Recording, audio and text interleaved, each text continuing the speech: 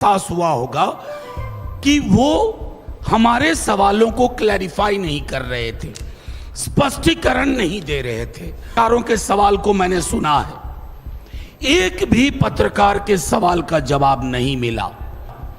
नहीं तो अब तक चुनाव आयोग हर आपत्ति, हर शिकायत के बदले ये कहता था मिसलीडिंग। हम सब की मौजूदगी आपको ये बता रही है, आपने इस तरह का प्रेस कॉन्फ्रेंस समस्त विपक्ष का अपने ही चुनाव आयोग के खिलाफ इससे पूर्व नहीं देखा होगा, क्योंकि हमारा ये चुनाव आयोग अपने को नया चुनाव आयोग कहता है।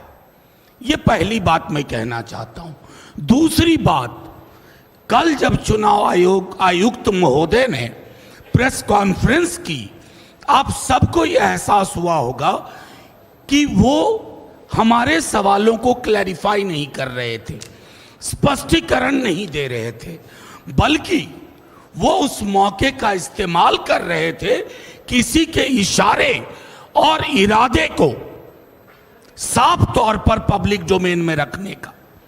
तीसरी चीज, रविवार का दिन चुना गया क्योंकि कल ही 11 बजे दिन से सासाराम से राहुल जी, तेजस्वी जी और समस्त विपक्ष ने वोट बचाओ यात्रा शुरू की।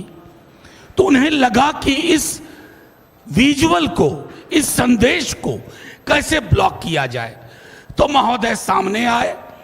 मैं एक एक पत्रकारों के सवाल को मैंने सुना है, एक भी पत्रकार के सवाल का जवाब नहीं मिला, बल्कि उनके चेहरे की खींच बता रही थी कि उनके पास जवाब नहीं है। मैं कम से कम आप लोग बधाई के पात्र हैं कि आप लोगों को मिसलीडिंग का तमगा नहीं मिला। नहीं तो अब तक चुनाव आयोग हर आपत्ति, हर शिकायत के बदले ये कहता था मिसलीडिंग।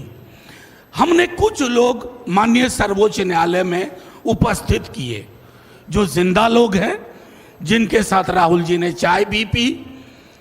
अब उसके लिए अगर कोई सरकाज़म में लिखे तो लिख सकता है a great T with ghost, भूतों के साथ चाय एक शाम। और कोई फर्क नहीं पड़ता है चुनाव आयोग को, क्योंकि चुनाव आयोग नकार रहा था। जैसा महुआ ने कहा, हमारे पूर्व के तमाम साथियों ने कहा, जो चीजें आपको सर्वोच्च न्यायालय के बाद करनी पड़ रही हैं, अभी भी कितनी पारदर्शिता है हमें डाउट है। हम तो आपके पास सबसे पहले गए थे, चुनाव आयोग के पास गए थे, हमने दरखास्त की थी। आज कहना नहीं चाहता आपका व्यवहार क्या था। आप में से अधिकांश लोगों के साथ बाइट में हमने बाहर कहा कि मीटिंग सौहार्दपूर्ण नहीं थी, आप सुनना नहीं चाह रहे थे। आपको किसी ने कह दिया था ये फैसला लो, चाहे इससे कितनों भी फासला हो लोकतंत्र का। वो तो भला हो कि पिटिशनर पहुंचे सर्वोच्च न्यायालय आपके नकारने के बाद, और तीसरे हियरिंग में माननीय सर्वोच्च न्यायालय ने एक दिशा दी। 2 बार पहले भी आपसे कहा आधार को इंक्लूजन के लिए, चूंकि उसका सैचुरेशन 86-87% है बिहार में, आप इस्तेमाल करो। आपने नहीं किया। अब संभवतः आप करेंगे। मैं संभवतः इसलिए कह रहा हूं क्योंकि हम ग्राउंड रिपोर्ट का इंतजार कर रहे हैं, एक एक ग्राउंड रिपोर्ट का। ये हठधर्मिता, ये अहंकार हमने चुनाव आयोग के पर्सोना में नहीं देखा था। हमारी आपत्तियां, चाहे राहुल जी हों, तेजस्वी जी हों, अखिलेश जी हों, या मंच पे बैठे कोई लोग हों, दिल्ली का मामला हो, महाराष्ट्र का हो, हरियाणा का हो, हमारी शिकायत इसी किताब की ताकत से आती है। ये भारत का संविधान है। कल माननीय मुख्य चुनाव आयुक्त कह रहे थे कि हमसे सवाल पूछ रहे हैं, संविधान पे सवाल उठा रहे हैं।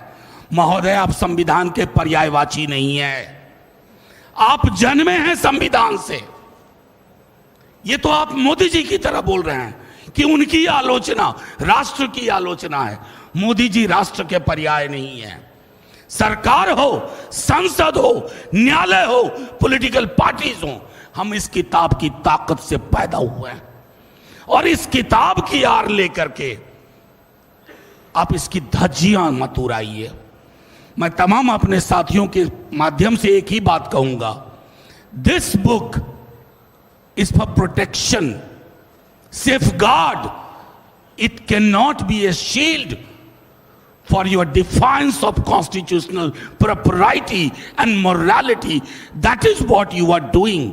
आपने कल एक आखिरी चीज कहूंगा, एक स्तर पर उनके अंदर राजीव जी आ गए थे, पुराने वाले, शायराना अंदाज में बोला, क्या होता है पक्ष विपक्ष नहीं, सब समकक्ष हैं। ये कहना आसान है, दिखना बड़ा मुश्किल है। कल हम अपने मुख्य चुनाव आयुक्त को ढूंढ रहे थे, वो तो मिले नहीं, बीजेपी का एक नया प्रवक्ता और मिल गया। शुक्रिया।